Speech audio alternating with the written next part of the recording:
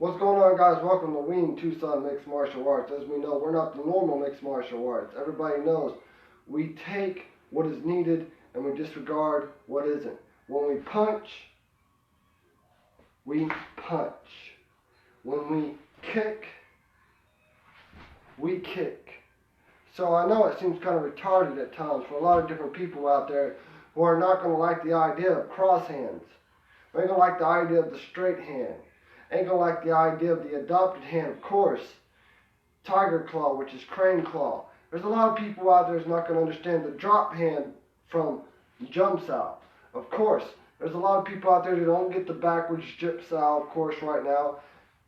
There's a lot of people out there that don't want to understand all the new hands I'm bringing into Wing Chun.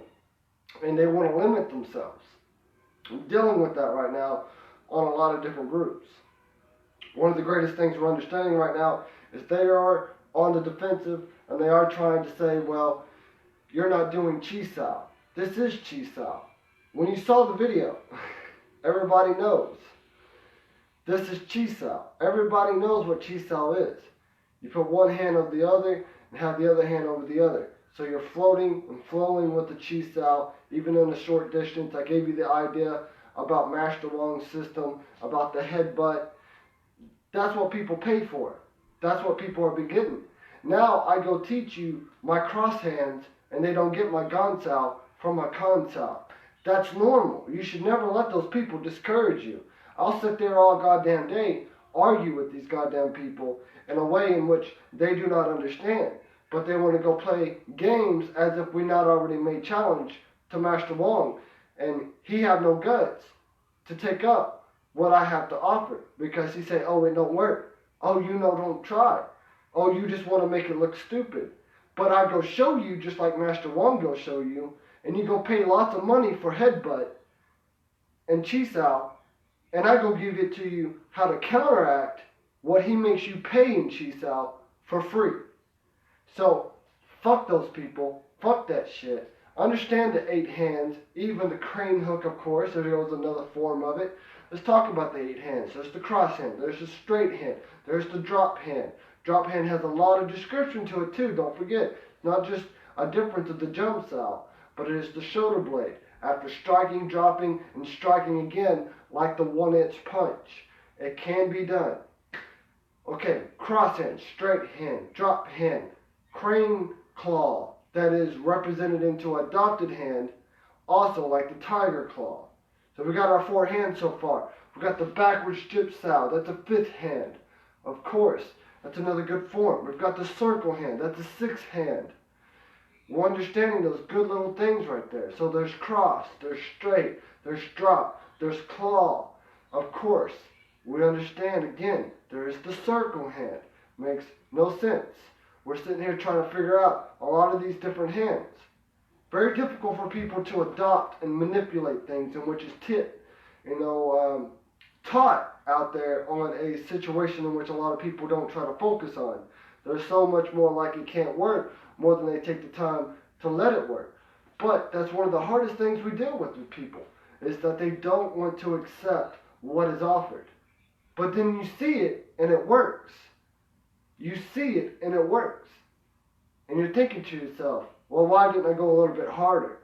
Why didn't I just have somebody else really try to headbutt me? Well, good question. Why not? I mean, I am limited in what I do, but that is part of progress for perfection. So I make progress showing you that it works. But again, let's go back to where we're going before we lose our subject. We've got cross hands. We've got straight hand. We've got the drop hand. We've got the crane claw. We've got the crane hook. That's 5 hands right there. Backwards jip style. That's a 6th hand, manipulating the hands. You've got the circle hand. Of course, that is your 8th hand. Understanding those little bitty things is a lot. Well, hold on. That's your 7th hand. So 1, 2, 3, 4, of course. And then there is your 5, 6.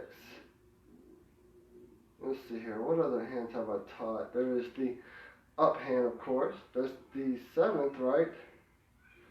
And then Yeah, I think I've already showed you the other ones. But there's 1, 2, 3, 4. See here again. Make sure I can get this right. So 1, 2, 3, 4, 5, 6, 7. And thinking about the difference of that one needs more explanation. Alright, anyways, for the entertainment part of it, we're still wondering about the 8th hand. Here we go. We're still lost in that situation. We're dragging this along. I know, you're trying to figure that part out. That's what's good about this. I mean, I can sit here all goddamn day and entertain you on my Wing Chun dummy. And we're still stuck on the 8th hand. We're still trying to figure out the 8th hand.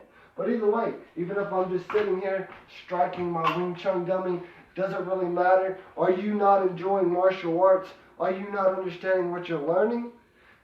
I mean, that's the most important part in what you're doing and how you have that power into these things and where other people want to limit you at. And when they see videos like this, they don't like it.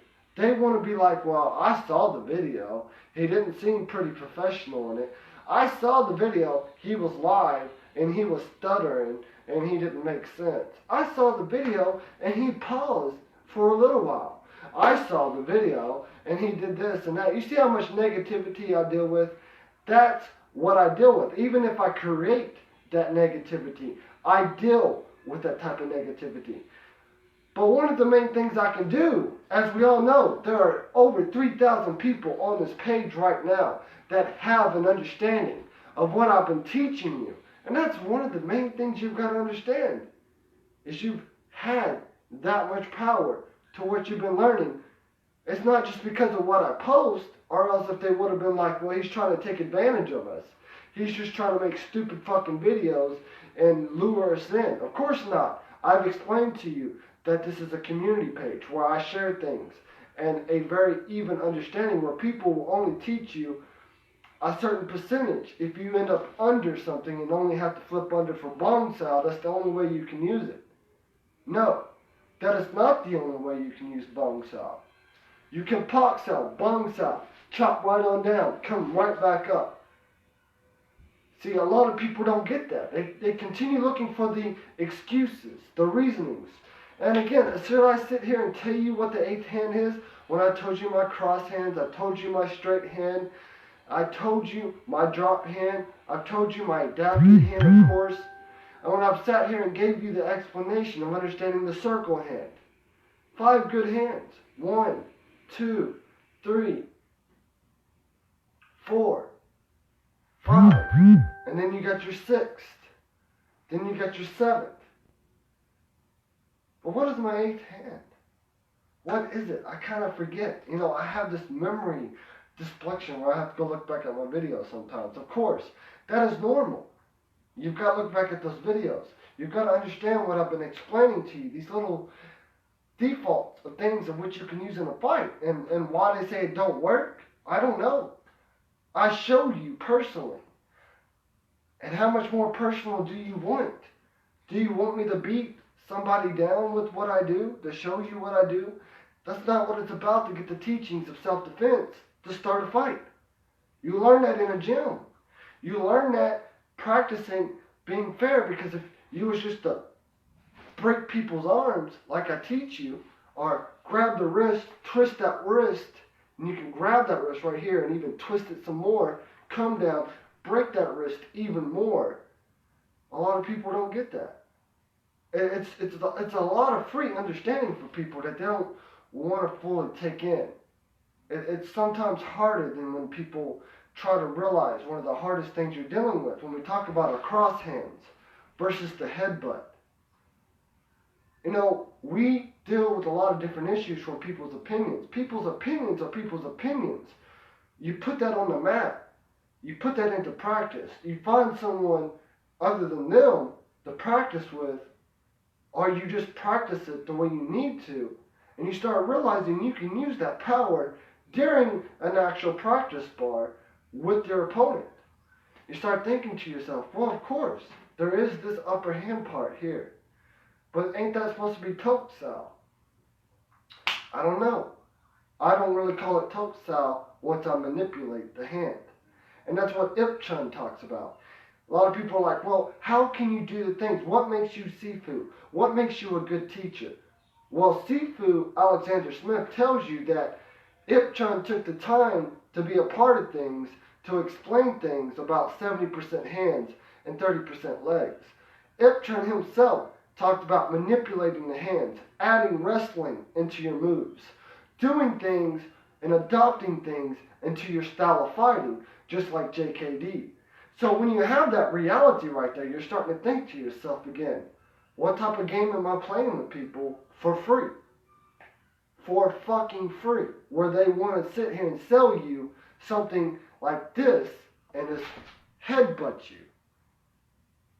You have to face that one day or another in a match.